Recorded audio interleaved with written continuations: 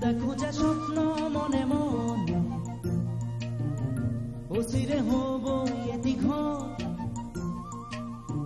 দুয়োৱে অন্তঃকৰণে সজামে ঘৰ